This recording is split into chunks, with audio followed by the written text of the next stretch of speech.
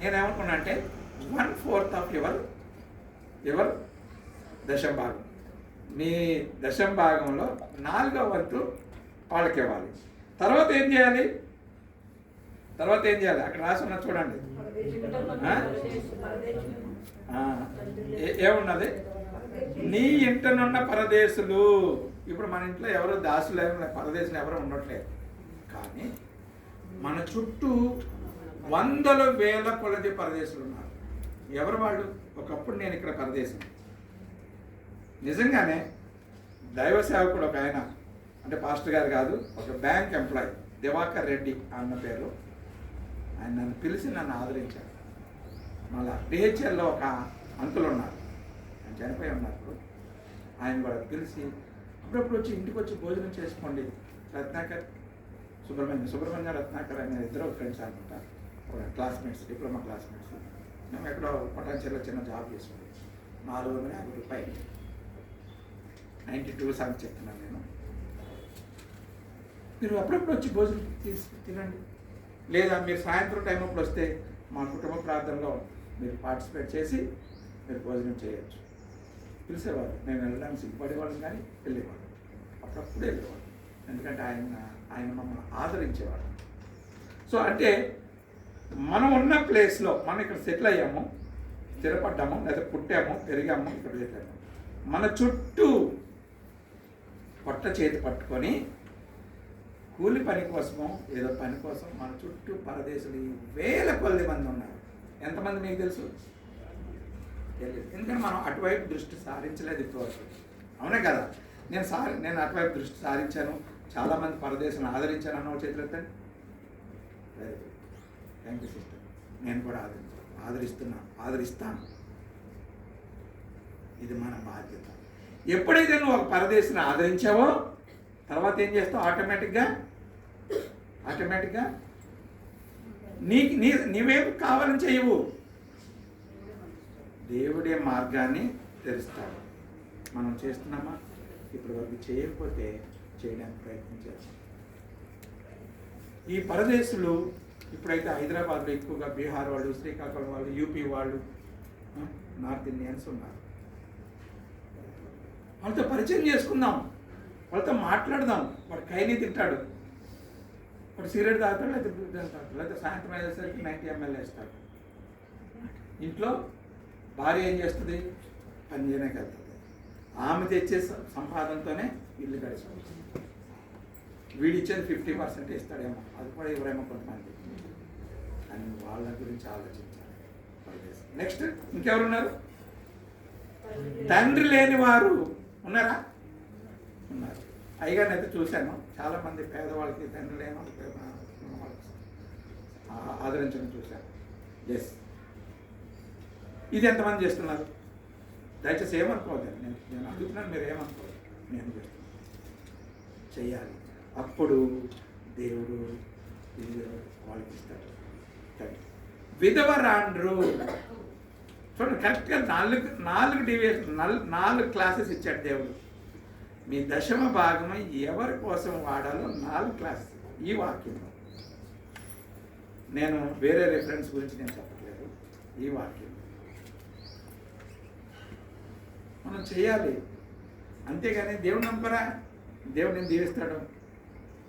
మీరు హిందువులు అనవసరంగా విగ్రహారాధన చేస్తూ ఉంటారు, ఏదో కొవ్వెత్తులు ఏమంటారు, ఊదత్తులు వెలిగిస్తూ ఉంటారు, అది చేస్తారు, ఇది చేస్తారు, వినాయక నాట వేస్తారు. ఇవన్నీ మనకు అనవసరం, మనకి అస్సలు మనకు సంబంధం లేదు. అది మనం అడగాల్సింది ఏంటంటే, ఈరోజు భోజనం చేశారా? ఈరోజు మీకు ఏదన్నా కష్టముందా?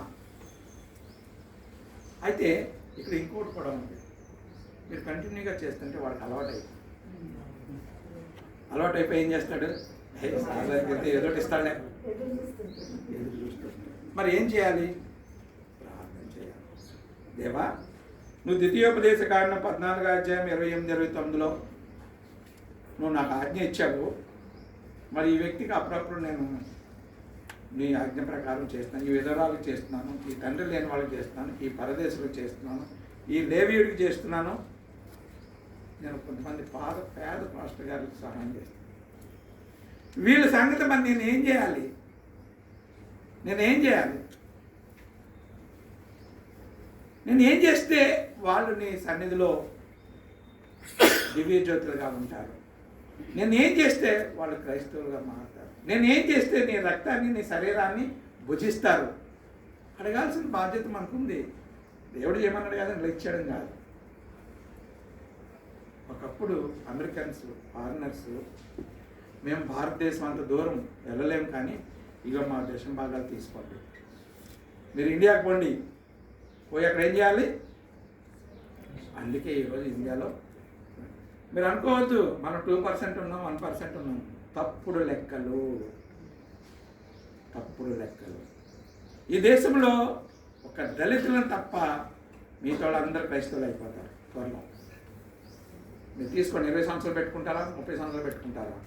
దేవుని రాకడ ముందు ఖచ్చితంగా దళితులు తప్ప, అంటే దళితులు పోనివ్వరు. ఎందుకంటే ఒకప్పుడు 18% ఉంది, ఇప్పుడు 22% ఉంది, రేపు 30% అవుతుంది. దళితులు పెరుగుతారు, ముస్లింలు పెరుగుతారు. కాబట్టి వాళ్ళని కొట్టో, తిట్టో, చంపో ఉంటే వాళ్ళని, అందుకే ఎస్సీలు కానీ సర్టిఫికేట్ పెట్టుకొని చర్చిలో పోతాం. నేను కూడా మొన్నటి వరకు అలాగపోయాను. పెళ్ళి అయ్యేంత వరకు, పెళ్లి టైం అప్పుడే మార్చుకున్నాను అనుకోండి. పిల్లలతో అలాగపోయాను. నాకు 7th క్లాస్లో ఆంధ్ర క్రైస్తవ కీర్తనలు మన అయ్యగారు ఎలాగైతే కాంపిటీషన్స్ పెట్టి గిఫ్ట్లు ఇస్తారో నాకు ఫస్ట్ ప్రైజ్ వచ్చింది. అందుకే ఆ రోజుల్లో ఆటోల పుస్తకం కొనుక్కోవడం అంటే చాలా గ్రేట్. 7th క్లాస్ అంటే 84. అయితే అక్కడ కాంపిటీషన్ చేసిన వాళ్ళు ఏమని రాస్తారు? ఇక్కడ ఫస్ట్ ప్రైజ్ రత్నాకర్. అప్పుడు నాకు రత్నాకర్, నా పేరు రత్నాకర్ కదా, అప్పారావు 7th క్లాస్ అని రాశారు. ఈ బుక్ నా ఇంట్లో ఉంది, ప్రతి ఆదివారం తీసుకెళ్తాను. 10th క్లాస్ వచ్చాం. 10th క్లాస్ పాస్ అయ్యే సమయానికి మనం క్యాస్ట్ సర్టిఫికేట్ తీసుకుంటాం కదా. ఇప్పుడు అందరూ తీసుకుంటున్నారు, ఈడబ్ల్యూసీ తీసుకుంటున్నారు, ఎస్సీ తీసుకుంటారు, ఎస్టీ తీసుకుంటారు, బీసీ తీసుకుంటారు, అవునే కదా? అందరూ క్యాస్ట్ సర్టిఫికేట్ తీసుకున్నారు. నేను క్యాస్ట్ సర్టిఫికేట్ తీసుకోవాల్సిన అవసరం వచ్చింది. అప్లై చేశాను. ఎంఆర్ఓ ఆర్ఐని అసైన్ చేశాడు, ఇంటికి వచ్చాడు, అన్నీ చెక్ చేశాడు, ఇది దొరికింది. మాకు అప్పుడు బైబిల్ కొనుక్కునే స్థామత లేదండి. ఇది గిఫ్ట్ వచ్చింది, గిఫ్ట్. అప్పుడు బైబిల్ అంటే 20 రూపాయలు, 30 రూపాయలు, ఈ పెద్ద బైబిల్. మాకు అంత స్థామత లేదు. ఇది సో ఇది పట్టుకొని పోయాడు. పట్టుకొని పోయి ఎంఆర్ఓ దగ్గరికి వెళ్ళి, వీడు క్రిస్టియన్స్ అంటే ఎంఆర్ఓ గారు పిలిచారు. నేను ఒక్కడే, మా ఫాదర్ మదర్కి ఎవరికి తెలియదు. 7th క్లాస్లో నేను వెళ్ళి క్యాస్ట్ సర్టిఫికేట్ అప్లై చేసుకున్నాను. సారీ 10th క్లాస్లో అది స్టార్ట్ అవుతాము. అప్పుడు 9th క్లాస్లో 10th క్లాస్లో సబ్మిట్ చేయాలి. ఆ టీసీలో రాస్తారు. క్యాస్ట్ సర్టిఫికేట్ ఎవరే? ఎందుకు ఎవరు సార్? కొన్ని ఇవ్వనని రాసివ్వండి. క్యాస్ట్ సర్టిఫికేట్ నీకు ఇవ్వము అని రాసివ్వండి. ఎవరో నువ్వు ఎంత గట్టిగా మాట్లాడుతావు? ఎంఆర్ఓ అది ఇలా చేతులు కట్టుకునే గట్టిగా. అలాగే సార్, నేను ఏదో కులానికి సంబంధించినాను కదా. క్రైస్తవుడు అయితే క్రైస్తవుడు అనేవచ్చు కదా, ఎస్సీ అయితే ఎస్సీ అనేవచ్చు కదా. 3 months తిప్పారు. ఏప్రిల్లో సబ్మిట్ చేశాను. నేను జూన్లో స్కూల్లో ఇవ్వాలి. ఏప్రిల్లో సబ్మిట్ చేసి, ఏప్రిల్ పోయింది, మే పోయింది, జూన్ పోయింది, స్కూల్కి వెళ్ళిపోయాను. మా ప్రిన్సిపల్ సార్ చెప్పాను, క్యాస్ట్ సర్టిఫికేట్ ఇవ్వలేదు సార్. ఎందుకు ఇవ్వలేదు? మా ఇంట్లో ఈ బుక్ ఉంది సార్, అందుకే ఇవ్వలేదు సార్. ఆయన సత్యసాయి భక్తుడు. మేము సత్యసాయి సంస్థ చాలాసార్లు పోయాం. అక్కడే నేను సోషల్ వర్క్ నేర్చుకున్నాను. చాలాసార్లు పోయాను. అక్కడ నేను బైబిల్ చదివాను. సండే చదివించేవారు నా చేత. ఆయన నీకు క్యాస్ట్ సర్టిఫికేట్ ఇవ్వలేదా అని చెప్పి మా ఊరికి ఒక స్కూల్ అటెండర్ని పంపించి ఈ అబ్బాయి 7th క్లాస్ నుంచి ఇప్పటివరకు చదివాడు. మేము ఎస్సీ అనే రాసుకున్నాం, కానీ మరి మీరు క్యాస్ట్ సర్టిఫికేట్ ఇవ్వకపోతే ఎట్లా? ఇప్పుడు మేము రిపోర్ట్ చేయాలి కదా, స్టేట్ బోర్డ్ ఆఫ్, అది ఎస్ఎస్సి బోర్డుకి రిపోర్ట్ చేయాలి కదా. అప్పటి వరకు రిపోర్ట్ చేయక్కర్లేదండి. అప్పటి వరకు ఏది రాస్తే అదే పోతుంది. కానీ ఎస్ఎస్సి ఎగ్జామ్ రాసేటప్పుడు బోర్డుకి రిపోర్ట్ చేయాలి. అక్కడే మనకి టీసీలో నోట్ చేస్తారు, ఎస్సీఆ, బీసీఆ, ఓసీఆ. మీరు చెప్పండి, ఏదోటి చేయండి. మీరు అబ్బాయి క్రిస్టియన్ అని ఇమ్మంటున్నారు కదా, క్రిస్టియన్ అని ఇచ్చేయండి, లేదా ఎస్సీ అన్నమాట. ప్రిన్సిపాల్కి భయపడ్డాడు ఆయన. అందులో ఆయన సత్యసాయి భక్తుడు. చాలా సీరియస్, చాలా సిన్సియర్ ఉంటాడు, మంచి భక్తుడు. మేమంటే చాలా ప్రాణం. స్టూడెంట్స్, ప్రతి స్టూడెంట్ ఎస్ఐ భక్తులు ఎంత మంచి ఉంటారు మీకు తెలియదు. మీకు అలాంటి ఫ్రెండ్స్ ఉంటే ఓకే, కావాలంటే రండి తీసుకెళ్తా. ఇప్పటికీ వెళ్తాను నేను సత్సాయి సంత. నేనేం పూజించను, బట్ నేను పార్టిసిపేట్ చేస్తాను. అయితే ఆయన భయపడ్డాడు, ఎస్ఐ సర్టిఫికేట్ ఇచ్చేసాను. అది నేను ఎంటెక్ వరకు వాడుకోవాల్సి వచ్చింది, వాడుకున్నా. కానీ ఎంటెక్ తర్వాత దేవుడు నాతో మాట్లాడాడు. మ్యారేజ్కి ముందే బాప్టిజం తీసుకున్నాను నేను. అంతకుముందు దేవుడు అంటే ఇష్టం, చర్చికి వెళ్తాం, అన్నీ చేస్తాం. కానీ అప్పుడు బాప్టిజం, అప్పుడు దేవుడికి ఇచ్చాడు, అప్పుడే చేశాను. దేవుని దేవాలయం ఇక్కడ హైదరాబాద్లోనే, మల్కాజ్గిరిలోనే నాకు పీసీసీ సర్టిఫికేట్. ఆ తర్వాత మా పిల్లలకి, మా మిస్సెస్కి అయితే అసలు క్యాస్ట్ సర్టిఫికేటే లేదు, ఎందుకంటే వాళ్ళు బీసీ వాళ్ళు. సో నేను చెప్పేది ఏంటంటే, దేవుడు ఎక్కడ ఎప్పుడు ఎలా వాడుకుంటాడో మనకు తెలియదు. వాడుకోమని సరెండర్ అవ్వాల్సిందే, వాడుకోమని సరెండర్ అవ్వాలి. అంతేగాని మన సొంత చిత్తముతో పోవద్దు. అంతేనా కదా? ఏమంటారు? ఎంతమంది ఒప్పుకుంటారు అలా? మన సొంత చిత్తంతో పోకుండా దేవుడు చెప్పినట్టు నడుచుకుంటూ పోతే, ఏం చెప్పాడు? ఇగో ఈ 4 పనులు చేయండి. తర్వాత మత్తయి వార్తలో చెప్పాడు, మీరు రోజు నా శరీరం తింటున్నారు, అది సండే నా శరీరం తింటున్నారు, నా రక్తం తాగుతున్నారు, కాబట్టి మీరు ఈ పనులు చేయండి, ఈ పనులు చేయండి. చేసిన మీరు నన్ను అడగండి, దేవా నువ్వు ఎప్పుడు నీకు నేను సహాయం చేసాం, ఎప్పుడు భోజనం పెట్టాం, ఎప్పుడు బట్టలు ఇచ్చాం, మీరు నన్ను అడగాలి. ఆ స్టేజ్కి మీరు రండి, ఆ స్టేజ్కి రండి. మీ ఆస్తి అంతే పట్టలేదు, మీరు నాకు ఇవ్వాల్సిన బాకీ ఉన్నారు కదా. ఏం బాకీ? అది దశం భాగం. ఈ దశం భాగంలోంచి చేయండి. మీకు చేత కాదా, చర్చిలో ఇచ్చి, చర్చిలో చేస్తారు. మీ అయ్యగారు చేస్తున్నారు లేదా? మన అయ్యగారు చేస్తున్నారు లేదా? నేనే కొంతమందిని తీసుకొచ్చాను. ఎవరో ఎందుకు, ఒక పేద పాస్టర్ గారిని తీసుకొస్తే 1,00,000 ఇచ్చారు. 1,00,000 ఇచ్చారు. ఆయన చర్చి కట్టేటట్టు చూశారు. ఆయన పేరు ఎంబీ పాల్. వాళ్ళ మామగారు, అత్తగారు రోడ్డు చూస్తారు. వాళ్ళే నా ఇంటికి వస్తే నేను నా సహాయం చేశాను, అయ్యగారితో సహాయం చేశాను. ఒక అబ్బాయి ఫారిన్ కంట్రీ పోతున్నాడు, హెర్మోన్ వర్షిప్ సెంటర్ అబ్బాయి. నేను నా సహాయం చేశాను. అయ్యగారు ఏమనుకోవద్దండి, ఎంతో కొంత. దేవుడు మనల్ని వాడుకోవడానికి సిద్ధంగా ఉన్నాడు. కానీ మనకు ఒక మనసు ఇచ్చాడు. ఆ మనసుని ఎటువైపు మనం మొగ్గు చూపిస్తుందో మనం డిసైడ్ చేసుకోవాలి. అంతేగాని సండే రావడం, చాలా భక్తిగా మంచి బట్టలు వేసుకొని, నేను వేసుకొని దాంట్లో వేసుకున్నా, మంచి బట్టలు వేసుకొని, తలస్నానం చేసి మంచి బట్టలు వేసుకొని వచ్చేసి ప్రార్థన చేసి, దేవా దేవా ప్రభా ప్రభా ప్రభా ప్రభా ప్రభా అనే ప్రతి ఒక్కరూ అనేది చెప్పడం. సో అట్లా ఇది 5th. 6th మనం ఆల్రెడీ ఫస్ట్లోనే చెప్పేసుకున్నాం, that is proclaiming. Last and final. అయ్యారు నాకు 45 minutes అన్నారు, అయిందో లేదో నాకు తెలియదు. లాస్ట్ది, proclaim his second coming. Proclaim his second coming. నేను ప్రొక్లైమ్ అని ఎందుకు వాడుతున్నానంటే, it's an authoritative word. It's an authoritative word. తీయండి అపోస్తల కార్యాలు 1:11. ఇంకొకరు తీయండి ప్రకటన 22:12. ఇంకొకరు తీయండి తీర్పుకు రాసిన పత్రిక 2:13. మరొకరు తీయండి మత్తయి 24:44. లాస్ట్ 2 కొరింథీయులు 5:11. అలా చెప్పనా? అపోస్తల కార్యాలు తీసుకున్న చదవండి.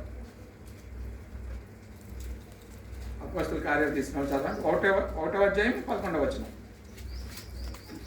గలిలయ మనుషులారా, మీరెందుకు నిలిచి ఆకాశం వైపు చూస్తున్నారు? మీ వద్ద నుండి పరలోకమునకు చేర్చుకొనబడిన ఈ యేసే ఏ రీతిగా పరలోకమునకు వెళ్ళటం మీరు చూసిరో, ఆ రీతిగానే ఆయన తిరిగి వచ్చిందని వారితో చెప్పారు. ఈ యేసే ఏ రీతిగా పరలోకమునకు ఎక్కడో మీరు చూస్తున్నారో, అదే రీతిగా మళ్ళా సెకండ్ కమింగ్ వస్తారు, రెండోసారి వస్తారు. ఎందుకు అలా చూస్తూ ఉన్నారు? మనకు చాలామంది సేవకులు దేవుడు రాకడ వచ్చేస్తారు, దేవుడు రాకడ వచ్చేది, దేవుడు రాకడ వచ్చేది, వచ్చేస్తుందని అందరికీ తెలుసు, బైబిల్లో ఉంది కదా. కాబట్టి ఆయన కాదు, you have to wait, you have to wait. 10 మంది కన్యకల్లో ఎలాగైతే ఎంతమంది సిద్ధంగా ఉన్నారు? 5 సిద్ధంగా ఉన్నారు. అలా వెయిట్ చేయాలి. అంతేగాని దేవుడు వస్తాడు, దేవుడు వస్తాడు, వస్తాడు వస్తాడని నువ్వు నేను పుట్టక ముందు నుంచి తెలుసు వస్తాడు. ఈ మధ్య కొంతమంది మీకు తెలుసు కదా, అమెరికన్ గవర్నమెంట్ ఒకటి డిక్లేర్ చేసినట్టు ఏంటి, ప్రపంచం మొత్తం మీద క్రైస్తవులను ఎవరైనా ఇబ్బంది పెడితే వారు మాకు విరోధులే, వారు మాకు విరోధులే. అంటే ఇప్పుడు ఏంటంటే ఒక పక్క శాంతిని స్థాపించడానికి ప్రయత్నం చేస్తారు, మరో పక్క అంత్యక్రీస్తు రెడీ అవుతూ ఉంటాడు. అంత్యక్రీస్తు రెడీ అవుతాడు, ఆల్రెడీ రెడీ అవుతున్నాను చాలామంది చెప్తున్నారు. అది ఎంతవరకు అది అన్నది నాకు తెలియదు, మన అందరికీ తెలియదు, నాకు తెలిసినంత వరకు. బట్ మనం ఏం చేయాలంటే ఎదురు చూడాలి. ప్రకటన ఆయన తప్పనిసరిగా వస్తారని ఉంది. ఏమనుంది? 22:12 ఏముంది? ఇదిగో త్వరగా వచ్చుచున్నాను, వాని వాని క్రియల చొప్పున ప్రతి వానికి ఇచ్చుటకు నేను నా యొద్ద ఉన్నది. సిద్ధపరిచిన జీతం ఉందంట. మరి మన జీతాలు ఖర్చు పెడితేనే ఆ జీతం వస్తుంది, మన జీతాలు ఖర్చు పెడితేనే ఆ జీతం వస్తుంది, లేకపోతే ఎందుకు వస్తుందండి? మనం టైం ఖర్చు పెడితే, మన టాలెంట్ ఖర్చు పెడితే, మనం చేసే ప్లేస్లో, వర్క్ చేసే ప్లేస్లో మన జీతం మనకు వస్తుంది, అవునా కదా? మరి ఇప్పుడు మన టైం ఖర్చు పెడితే దేవుని కోసం, మన టాలెంట్ ఖర్చు పెడితే దేవుని కోసం, మన హృదయాన్ని ఖర్చు పెడితే దేవుని కోసం, మన జీవితాన్ని ఖర్చు పెడితే దేవుని కోసం, మన జీవితం మనకు వస్తుంది. ఆ జీతం కోసం ఎదురు చూడాలని అపోస్తలుల కార్యాల్లో చెప్తున్నాడు. తీతుకు రాసిన పత్రికలో ఏమంటాడంటే, నీవు పరిశుద్ధమైన జీవితాన్ని జీవించాలి, ఆయన కోసం ఎదురు చూడాలని ఉంటుంది. చూడండి తీతుకు రాసిన పత్రిక. అనగా మహాదేవుడును మన రక్షకుడైన యేసుక్రీస్తు మహిమ యొక్క ప్రత్యక్షత కొరకు ఎదురు చూచుచు ఈ లోకంలో స్వస్థ బుద్ధితోనూ నీతితోనూ భక్తితోనూ బ్రతుకుచుండవలనని మనకు బోధించుచున్నది. ఆమేన్. స్వస్థ బుద్ధితోనూ నీతితోనూ మనం బ్రతకాలి. ఇంకోటి ఏం సిస్టర్? స్వస్థ బుద్ధితోనూ నీతితోనూ భక్తితోనూ బ్రతకాలి. అంటే నీతి వేరే, భక్తి వేరే, స్వస్థ బుద్ధి వేరే.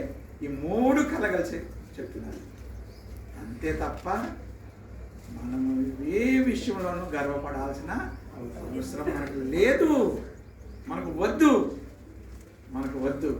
నువ్వు చేయాల్సిన 4 పనులు చేస్తే చాలు, నువ్వు చేయాల్సిన 5 పనులు చేస్తే చాలు, అంతే. మత్తయి సువార్తలో ఏముంది? Be ready. ఇవన్నీ చేస్తూ సిద్ధంగా ఉండాలి. చూడండి మత్తయి సువార్తలో చూడండి, అయిపోయింది. మత్తయి సువార్తలో చూడండి, బీ రెడీ.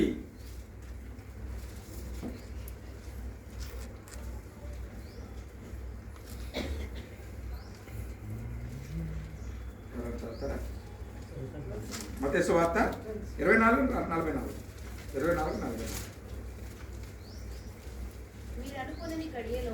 మీరు అనుకున్న గడియలో మనుష్య కుమారుడు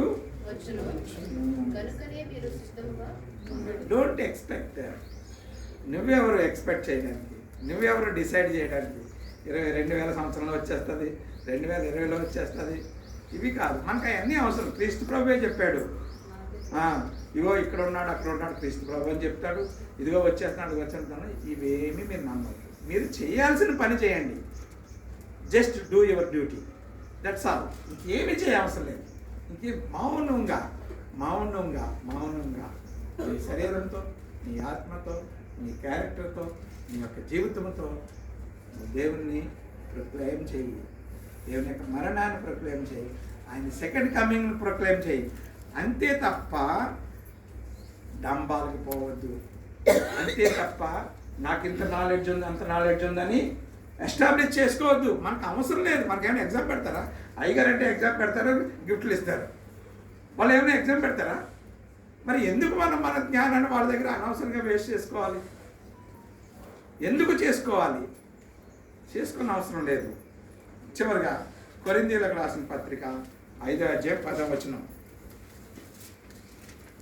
be ready with your progress card. Be ready with your progress card.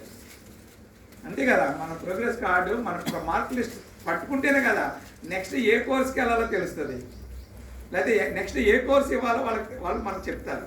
అంతే కదా. ఇదివరకు మా చిన్నప్పుడు ఇప్పుడంటే ఎంపీసీ కావాలంటే రండి రండి రండి అని పరిగెట్టుకుంటే ఇంటికి వచ్చి కార్లు తీసుకుపోయి ఎంపీసీ సీట్ ఇస్తున్నారు. అప్పుడు అలా కాదండి. నేనైతే ఎంపీ అంటే స్టార్టింగ్లో పాలిటెక్నిక్ మధ్యలో ఆఫీస్ పాలిటెక్నిక్ వెళ్ళిపోయాను అనుకోండి, ఎంపీసీకి అప్లై చేశాను, ఐపీసీకి అప్లై చేశాను, సిఈసీకి అప్లై చేశాను, హెచ్ఈసీకి అప్లై చేశాను. భయం. నాకు వచ్చినాయి 400 మార్కులు వచ్చాయి. అప్పట్లో మీకు తెలుసు కదా, పేపర్ ఎలా ఉంటే హాఫ్ పేజ్ ఫస్ట్ క్లాస్ ఉండేది, 2 పేజీలు సెకండ్ క్లాస్ ఉండేది, ఇంకా 15-20 పేజీలు థర్డ్ క్లాస్ ఉండేది. ఇప్పుడు 15-20 పేజీలు ఫస్ట్ క్లాస్ ఉంటాయి. అవునా కదా. మీరు అందరూ నాకు తెలుసు, నా ఏజ్ గ్రూప్ వాళ్ళు నాకంటే 45 ఇయర్స్ అబవ్ వాళ్ళు అందరికీ తెలుసు ఇదంతా. అవును కదా. సో ఎన్ని మార్కులు వస్తే దాన్ని బట్టి ఫస్ట్ ఎంపీసీ సీట్ దొరికింది, తర్వాత బైపీసీ. నాకు బైపీసీ సీట్ దొరికింది. సో నేను బైపీసీ సీట్లో 2 నెలలు చదివి మా టీచర్ గైడెన్స్ ద్వారా వద్దనుకుని మన ఇంజనీరింగ్ సైడ్ వెళ్ళిపోయాను, పాలిటెక్నిక్. అంటే నాకు ఎంపీసీ సీట్ తెచ్చుకునేంత మార్పు నాకు రాలేదు. అట్లాగే నీ ప్రోగ్రెస్ కార్డు నువ్వు పరలోక రాజ్యంలో ఏ పొజిషన్లో ఉండాలో దేవుడు నిర్ణయిస్తాడు. ఏమంటే చదవండి. అయితే ఈ లోకపు జారులతో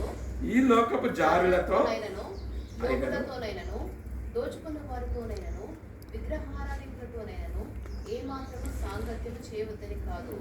అలాగైతే మీరు లోకంలో నుండి వెళ్ళిపోవలసి వచ్చును కదా. ఇప్పుడైతే సహోదరుడనబడిన వాడెవడైనను జారుడుగా కానీ లోబి కానీ విగ్రహారాధికుడు కానీ కిట్టుపోతు కానీ త్రాగుపోతు కానీ దోచుకున్నవాడు కానీ అయ్యున్న ఎడల అట్టి వారితో సాంగత్యం చేయకూడదు, భుజింపకూడదని మీకు వ్రాయిచున్నాను. చూడండి, మనకు ప్రతి సంవత్సరం గణేష్ చతుర్దశి జరుగుతుంది కదా.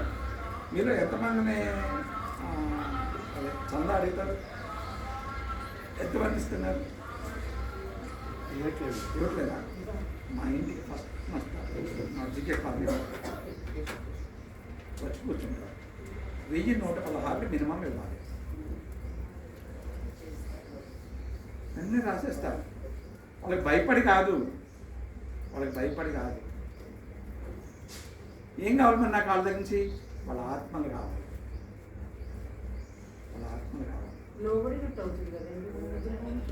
లేకపోతే అవుతుంది. సరే, అది మీ నాలెడ్జ్ మీ దగ్గర పెట్టుకోండి. నేనైతే ఇస్తాను. నేను ఇస్తున్నాను.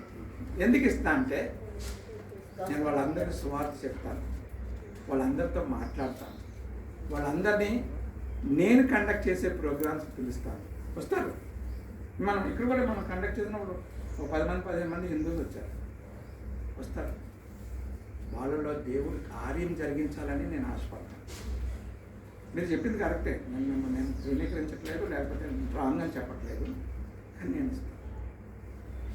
నాకు తాగుబోతుల ఫ్రెండ్స్ ఉన్నారు, తిరుగుబోతుల ఫ్రెండ్స్ ఉన్నారు, వాళ్ళందరితో మాట్లాడతాను. విగ్రహం ఇచ్చే డబ్బుల కన్నా వాళ్ళే బెటర్.